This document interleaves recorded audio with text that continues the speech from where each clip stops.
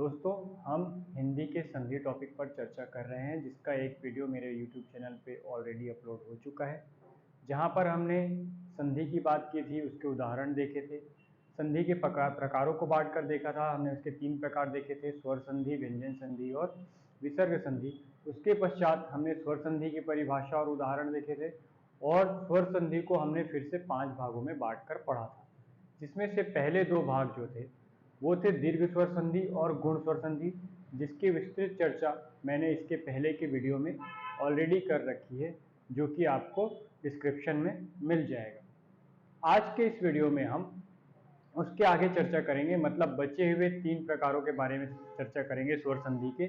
हम टॉपिक पढ़ रहे हैं स्वर संधि, और स्वर संधि के 2 प्रकार हम ऑलरेडी देख चुके हैं। अब हम आज तीसरा प्रकार देखने वाले हैं, जिसे हम जानते हैं वृद्धि स्वर संधि के नाम से। ठीक है, आज हम बात करने वाले हैं वृद्धि स्वर संधि की। वृद्धि स्वर संधि की जहां तक परिभाषा की बात की जाए, तो जब भी लघु अ और दीर्घ अ के पश्चात ए या ए आता है, ए या ए आता है, तो उनकी संधि होकर संधि कैसी बनती है? ए के रूप में ही बनती है।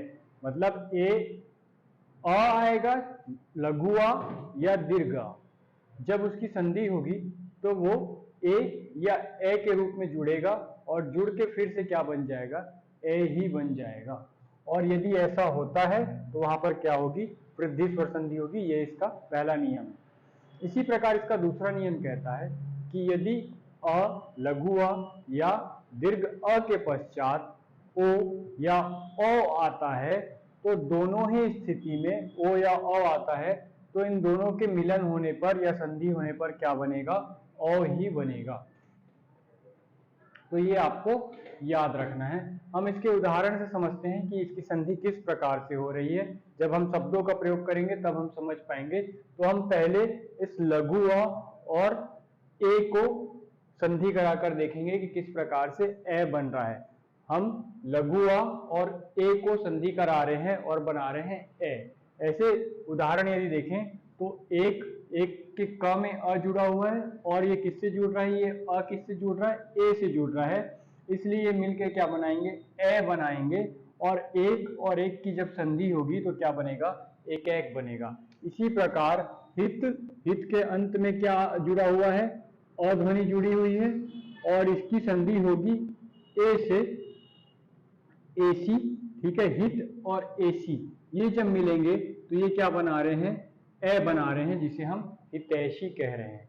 इसी प्रकार छोटे अ की जब संधि होगी ए से, तो भी ए ही बनेगा। इसके उदाहरण मत, धन, ऐक्य।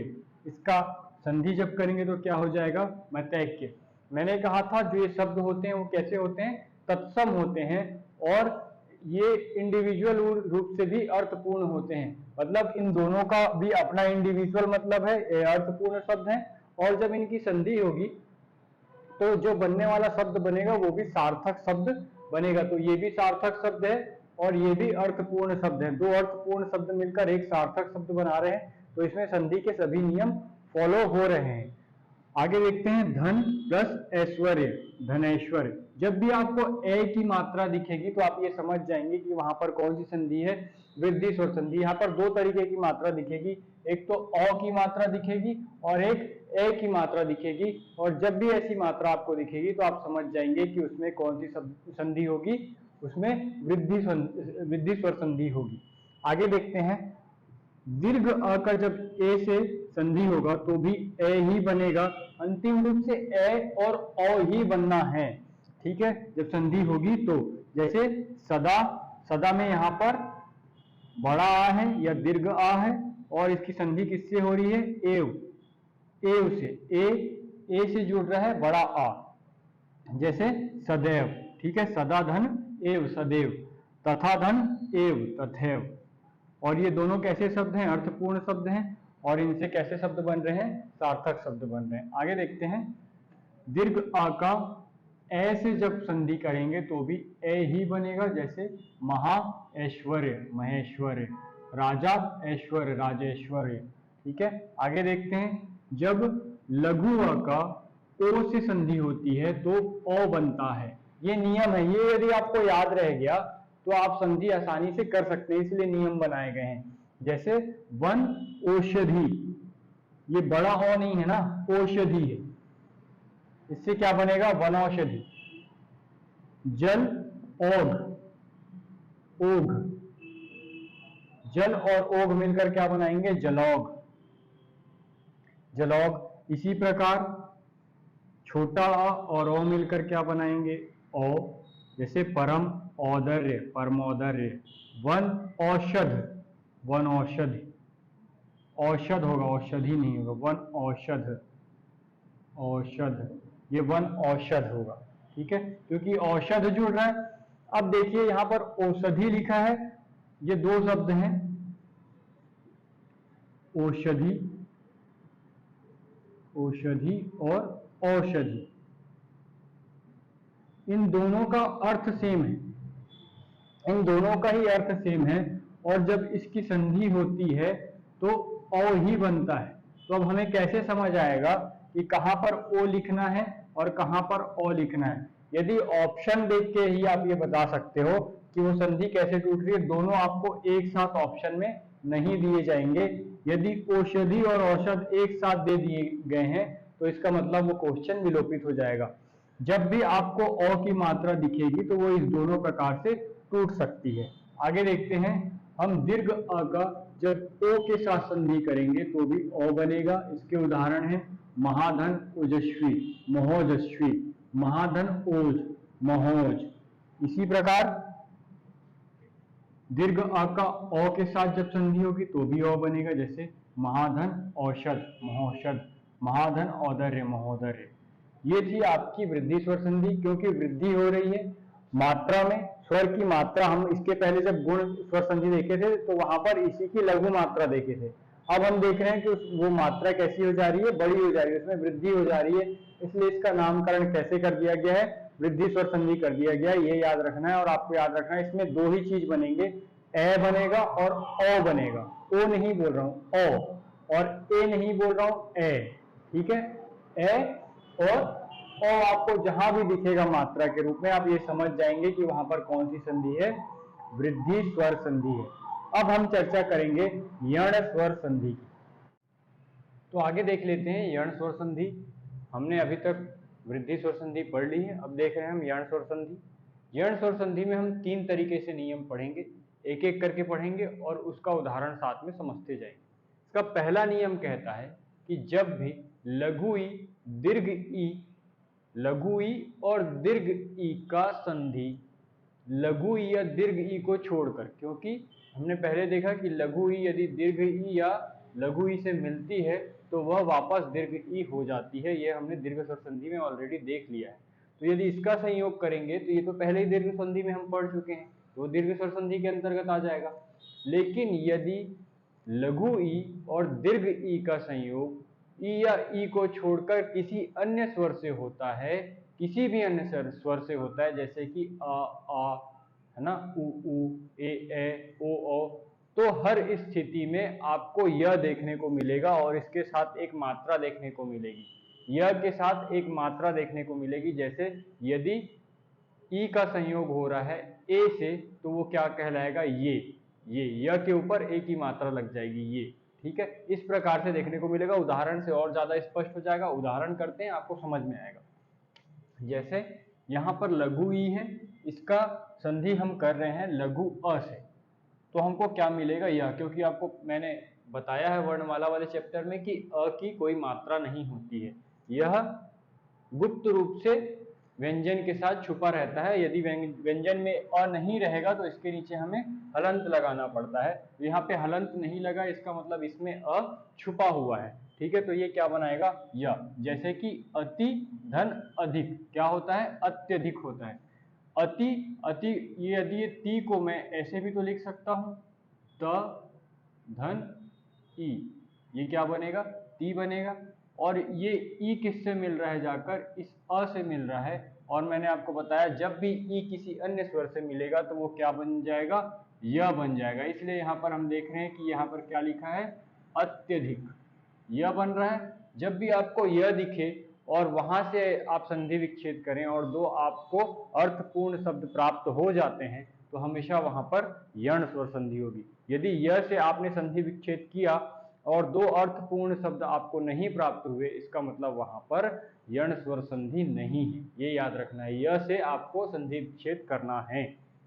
इसी प्रकार अगला देखते हैं कि लघु ई का दीर्घ अ से यदि हम संधि करें तो हमको यह मिलेगा, क्योंकि अ की मात्रा कैसी होती है, एक सिंगल डंडी, ये मैंने मात्रा में आपको बताया हुआ है, ठीक है। इति धन आदि इत्यादि, देखिए यह पर क्या आ रही है, अ की मात्रा आ रही है। छोटा ई किससे मिल रहा है, अ से मिल रहा है, या लघु ई किससे मिल रहा है, अ से मिल रहा है, और क्या बना रहा है, या बना रहा है। इसी प्रकार लघु ई जब उ से मिलेगा, लघु उ से मिलेगा, तो य के नीचे लघु उ की मात्रा आ जाएगी, यू बन जाएगा, जैसे अभिधन उत्थान, अभ्युत्थान। इसी प्रकार लघु ई जब उ से मिलेगा, दीर्घ उ से मिलेगा, तो यह के नीचे दीर्घ उ की मात्रा आ जाएगी, यू बन जाएगा, जैसे देख सकते हैं वि धन ऊह, व्यूह, वि धन ऊह, व्यू। इसी प्रकार लघु ई जब ए से मिलता है तो ये बनता है, ए क्या है, इसकी मात्रा है, ठीक है, मात्रा रूप में यह से संयोग कर रहा है, यहाँ पर संधि हो रही है, इसलिए ये ऐसा रूप धारण कर ले रहा है। आपको पता है कि जब भी संधि होती है तो विकार उत्पन्न होता है, परिवर्तन होता है, तो ये परिवर्तन स्वरूप है। ई और ए मिलके परिवर्तित हो जा रहे हैं ये के रूप में, जैसे प्रति धन एक, प्रत्येक। इसी प्रकार लघु ई जब ए के साथ मिलेगा तो यह के ऊपर ए की मात्रा आ जाएगी, जैसे अति धन ऐश्वर्य, अत्यैश्वर्य। यहाँ तक बात स्पष्ट हो गई होगी। आगे देखते हैं, लघु ई का जब ओ के साथ हम संधि करेंगे तो ये क्या बनेगा, यू, यह के ऊपर ओ की मात्रा आ जाएगी, जैसे दधि धन ओदन, दध्योदन। इसी प्रकार लघु ई जब अ से मिलेगा तो ये यो बनेगा, जैसे अति धन औदर्य, अत्योदर्य। अब हम दीर्घ ई की बात कर लेते हैं। इसी सेम रूल लागू होगा, जैसे हम लघु ई के बारे में देखें, अब हम दीर्घ ई के बारे में देखेंगे। लघु ई की जगह हमको अब दीर्घ ई मिलेगा एक साइड में, और एक साइड में अ और बाकी जो स्वर बचे हुए हैं वो मिलेंगे। जैसे दीर्घ ई लघु अ से जब संयोग करेगा तो यह ही बनेगा यह ही, ठीक है, उसमें मात्रा लगेगी, जैसे देवी धन अंक, देव्यांग। यहाँ पर बड़ी ई है और यहाँ पर अ है, दोनों का संयोग हो रहा है और क्या बन रहा है, देव्यांग, ठीक है। इसी प्रकार दीर्घ ई दीर्घ अ से मिलेगी और या बनेगा, या की मात्रा आ जाएगी। सखी धन आगमन, सख्यागमन, यह दिख रहा है, और अ की मात्रा दिख रही है। आपको समझ जाना है यहाँ से कि ये सखी बनेगा और ये आगमन बनेगा। कभी भी यदि आपको दो सार्थक शब्द मिल जा रहे हैं, अर्थपूर्ण शब्द मिल जा रहे हैं, इसका मतलब ये है कि वो संधि हो रही है। जैसे दीर्घ ई जब लघु उ से मिलेगी तो यह के नीचे लघु उ की मात्रा लगेगी, जैसे स्त्री धन उपयोगी, स्त्रोपयोगी, स्त्रोपयोगी, ठीक है, स्त्रियोपयोगी। यह में छोटा उ की मात्रा त्र जो है वो अपने अर्ध रूप में आएगा, स्त्रोपयोगी हो जाएगा ये, ठीक है। दीर्घ ई का जब दीर्घ उ से संधि कराएंगे तो यह के नीचे दीर्घ उ की मात्रा लगेगी, जैसे नदी धन ऊर्मी, नद्योर्मी या नद्यूर्मी भी लिखते हैं, ऐसे भी लिख सकते हैं, ये भी सही है और यह भी सही है। उसी प्रकार दीर्घ ई का ए से संधि कराएंगे तो यह में ए की मात्रा दिखेगी आपको, जैसे सखी धन एव, सख्येव, ठीक है, ए की मात्रा यह पे दिखेगी। यहाँ से आप संधि विच्छेद करेंगे। सखी कैसे लिखते हैं, आपको आता है लिखना, सखी, ठीक है, इस प्रकार से लिखा जाता है। आपको समझ आ गया कि यहाँ पर बड़ी ई का संयोग कराना है, क्योंकि ए बन रहा है तो किससे संयोग हो रहा होगा, ई का ए से संयोग हो रहा होगा, आपको समझ आ जाएगा। इस प्रकार से आप संधि विच्छेद कर पाएंगे। इसी प्रकार दीर्घ ई का ए से जब हम संधि कराएंगे तो ये क्या बनेगा, यह में ए की मात्रा लगेगी, जैसे सखी धन एक, सखैक्य, सखी धन ऐक्य, सखैक्य। इसी प्रकार दीर्घ ई का जब हम ओ से संधि कराते हैं तो भी क्या मिलता है हमको, यो मिलता है, जैसे देवी धन ओज, देव्योज। दीर्घ ई का औ से संधि कराए तो यो बनेगा, जैसे वाणी धन औ, चित्ती, यहाँ पर औचित्य कर लीजिएगा, छूट गया है, औचित्य, ठीक है। औचित्य, वाणी धन औचित्य मिलकर क्या बनेगा, वाणी औचित्य। यह में औ की मात्रा लग जाएगी और ये जो संधि है यहाँ पर ई और औ मिलकर क्या हो जाएंगे, य हो जाएंगे, तो वाणियोचित्य हो जाएगा। ये पहला रूल था। अब हम चर्चा करते हैं इसके दूसरे रूल के बारे में और देखते हैं उसके उदाहरण। यदि इसके दूसरे नियम की बात की जाए तो यह नियम कहता है कि जब भी लघु ऊ या दीर्घ ऊ का भिन्न स्वरों के साथ, मतलब लघु ऊ या दीर्घ ऊ का लघु ऊ या दीर्घ ऊ के साथ ही संयोग नहीं होना चाहिए, नहीं तो वो दीर्घ ऊ ही बनेगा और दीर्घ स्वर संधि हो जाएगी। लेकिन लघु ऊ या दीर्घ ऊ का भिन्न स्वरों के साथ, उनके अलावा किसी स्वर के साथ संधि होती है, तो जब संधि होती है तो वो किस में परिवर्तित हो जाती है, व में। हमने पहले नियम में देखा कि ई से यदि कोई भिन्न स्वर मिल रहा है तो वो य में बदल जा रहा है। इसी प्रकार ऊ से कोई यदि भिन्न स्वर मिलेगा तो वह किस में बदल जाएगा, व में बदल जाएगा। उदाहरण से समझते हैं कि लघु ऊ का जब अ से संयोग किया जाता है या लघु अ से संयोग किया जाता है तो व बनता है। ठीक है, लघु ऊ का अ से संयोग किया जाता है तो व बनता है। जैसे शु धन अच्छ, स्वच्छ होता है। सु धन अक्ष क्या होता है, स्वच्छ। देखिए यहाँ पर जो आपको व के पहले जो शब्द मिलेगा ना, वो हमेशा अर्ध रूप में होगा अपने, क्योंकि यहाँ पर हम ऊ जो मात्रा लगी हुई है ये किसको दे रहे हैं, हम व बना रहे हैं इसी मात्रा से। तो ये जो सामने वाला शब्द है वो अपने अर्ध रूप में आ जा रहा है। मतलब ये वाला जो व के सामने वाला शब्द आपको कहीं पे भी मिलेगा तो वो अर्ध रूप में मिलेगा। आगे देखते हैं, लघु ऊ का जब दीर्घ अ से संयोग होगा तो वह बनेगा। जैसे मधुधन आलय, मध्वालय। ठीक है, यहाँ पे भी ध की मात्रा कहाँ चली गई है, आगे चली गई है, अ के साथ मिलकर ये व बना ली है, इसलिए ये कैसा दिखेगा आपको, अपने अर्ध रूप में दिखेगा। लघु ऊ का जब लघु ई से संयोग किया जाता है तो वी बनती है। जैसे धातु धन इक, धात्विक। लघु ऊ का जब दीर्घ ई से संयोग होता है तो दीर्घ वी बनता है। जैसे अनु धन ईक्षण, अनुवीक्षण। इसी प्रकार लघु ऊ का जब ए से संधि कराएंगे तो वे बनेगा। जैसे अनु धन एशक, अन्वेषक। ऊ की, लघु ऊ की जब ए से संधि कराएंगे, ये ए है ये ए है, तो क्या बनेगा, वे। वे बहुधन ऐश्वर, बहवैश्वर्य। ये हलंत की मात्रा है, ऊ की मात्रा मत समझिएगा। ठीक है, बहवैश्वर्य, क्योंकि मैंने आपको बताया कि ये जो ऊ है और ए मिलकर इसकी मात्रा बना ले रहे हैं, ए की मात्रा बना ले रहे हैं। तो जो ह के नीचे ऊ लगा है ये हट जाएगा। जब ये हटेगा तो ह किस में आ जाएगा, अपने अर्ध स्वरूप में आ जाएगा, क्योंकि व्यंजनों का उच्चारण बिना स्वर के नहीं किया जा सकता और हम स्वर को किसके रूप में प्रयोग कर ले रहे हैं, मात्रा के रूप में प्रयोग कर ले रहे हैं, इसलिए ह कैसा हो जा रहा है, अपने अर्ध रूप में आ रहा है। आगे देखते हैं, लघु ऊ का ओ के साथ जब हम संधि कराएंगे तो वो बनेगा, वो। जैसे लघु धन ओष्ठ, लघवोष्ठ। ठीक है, इसी प्रकार लघु ऊ का औ से कराएंगे तो वो बनेगा। मधु धन औषध, मध्वौषध। अब दीर्घ ऊ की बात कर लेते हैं तो दीर्घ ऊ के साथ भी सेम कंडीशन होगी। जैसे स्वर बदलते जाएगा वैसे मात्रा बदलती जाएगी। दीर्घ ऊ का लघु अ से जब संधि होगी तो वह बनेगा। जैसे वधु धन अर्थ, वधवोर्थ। ठीक है, दीर्घ ऊ का दीर्घ अ से जब संधि होगी तो वह बनेगा। जैसे भूधन आदि, भुआदि, भुआदि। ठीक है, दीर्घ ऊ का लघु ई से जब संधि होगी तो वी बनेगी। वधु धन इष्ट, वधविष्ट। दीर्घ ऊ का दीर्घ ई से संधि कराएंगे तो वी बनेगी, बड़ी ई की मात्रा लगेगी व में।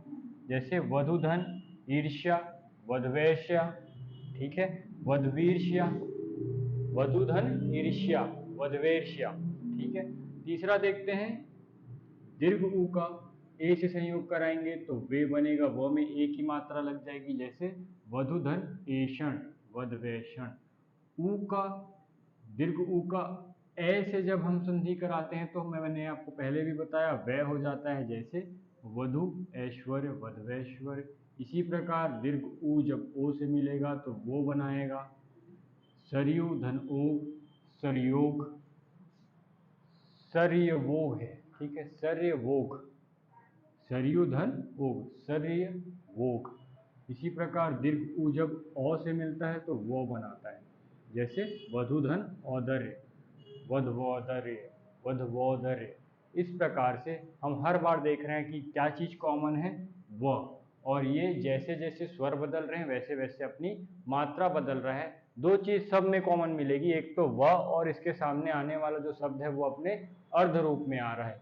ये जनरल एग्जाम्पल है, इसके कुछ अपवाद हैं जो हम बाद में देखेंगे। अभी आपको ये याद रखना है कि ये इस प्रकार से संधि हो रही है। जब भी आपको कहीं पर व दिखे और उसके सामने अर्ध रूप में कोई व्यंजन दिखे तो ये समझ जाइएगा कि वो किसका उदाहरण होने वाला है, वो यण स्वर संधि के दूसरे नियम को फॉलो करेगा।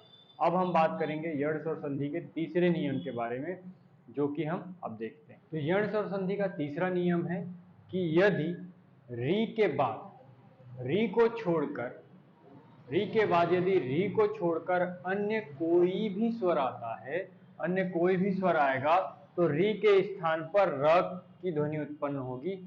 र की ध्वनि उत्पन्न होगी, ये याद रखना है। र की ध्वनि जहां पर भी आपको मिले तो वहां पर क्या होगा, यण स्वर संधि होगा। यण स्वर संधि का तीसरा नियम लगेगा, लेकिन आपको शब्द कौन सा देखने को मिलेगा यहाँ पर, त्र। संधि के पश्चात कौन सा शब्द देखने को मिलेगा, त्र।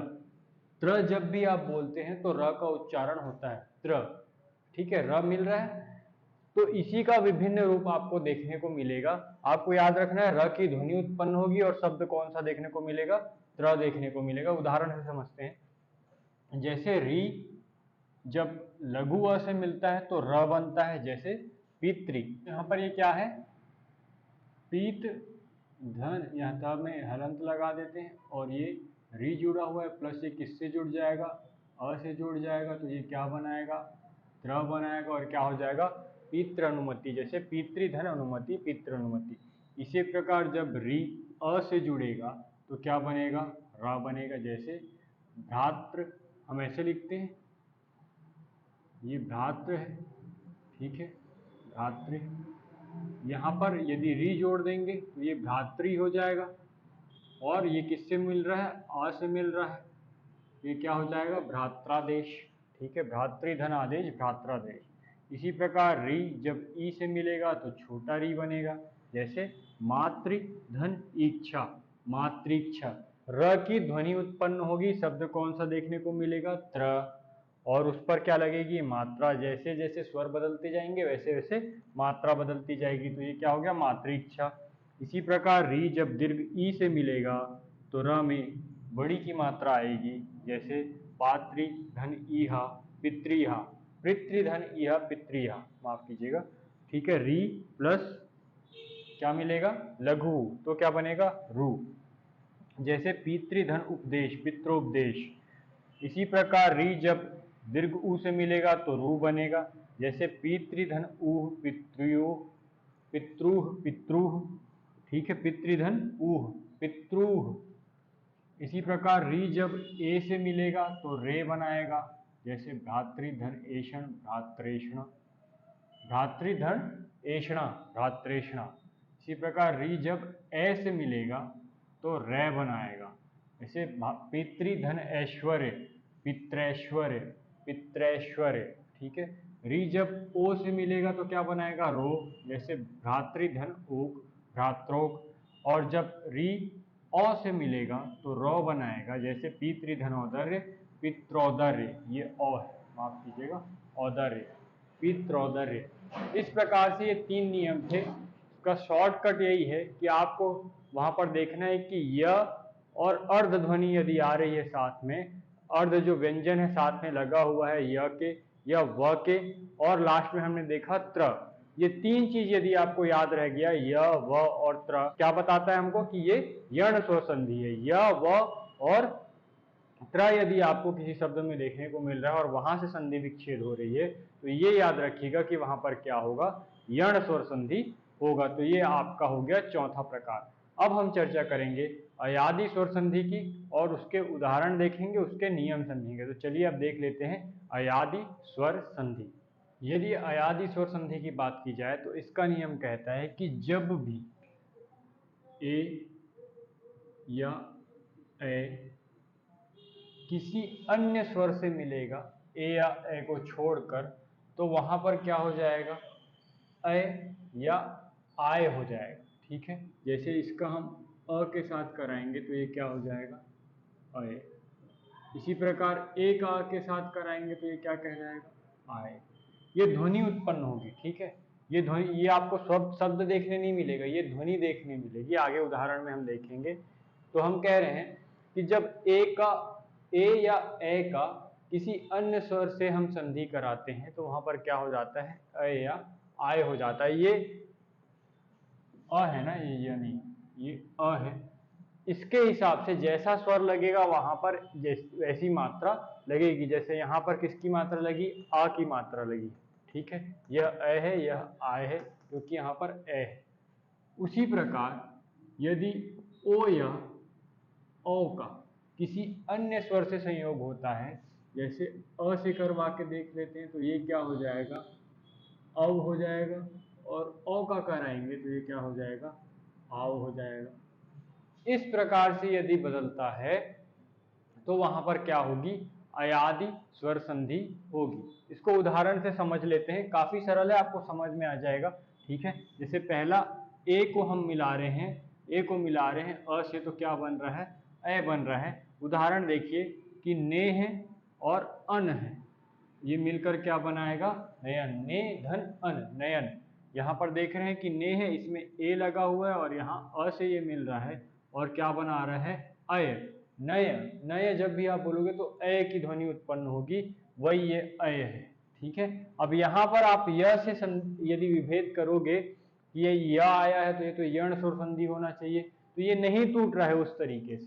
आप तोड़ के देखिए, ये नहीं टूटेगा, इसलिए ये यण स्वर संधि नहीं हो सकता, ठीक है। इसी प्रकार दूसरा देखते हैं, ए का जब अ से संयोग होगा तो आय बनेगा, मैंने आपको बताया है, जैसे न धन अक, नायक, ठीक है। इसी प्रकार ए का यदि ई से किया जाएगा, मैंने आपको बोला कि जैसे जैसे स्वर बदलेगा मात्रा भी बदलेगी। जैसे ए का ई से संधि होगा तो ये क्या हो जाएगा, अई हो जाएगा, अई, ठीक है। न धन इका, नायिका। इसी प्रकार ओ धन, यहाँ बड़ा, यहाँ ए है इसलिए यहाँ पर क्या होगा, आई, आई नहीं होगा, आई होगा। नायिका, आयिका, ठीक है, नायिका। उसी प्रकार ओ का यदि अ से संयोग होगा, संधि होगी, तो वहां पर क्या होगा, अव की ध्वनि उत्पन्न होगी। जैसे ओ धन अन, क्या होगा, पवन। अव आ रहा है, पवन, पवन। ओ का अ से संयोग हो रहा है इसलिए क्या हो जा रहा है, पवन। मैंने आपको बताया अब हो जाएगा, ये अब पव, ठीक है। ओ का यदि ई से होगा तो अवि हो जाएगा, अवि, अवि। सेम चीज है, ओ आपको दिख रहा है लेकिन मात्रा अलग है, स्वर अलग प्रयुक्त हो रहा है, इसलिए क्या हो जा रहा है, अवि हो जा रहा है। जैसे ओ धन इत्र, पवित्र, अवि आ रहा है इसमें, पवि, पवित्र, ठीक है। ओ यदि बड़े ई से मिलेगा तो मात्रा बदलकर क्या हो जाएगी, अवि हो जाएगी। जैसे गोधन ईश, गवीश, गवीश। अव आ रहा है, गवी, गवीश, ठीक है।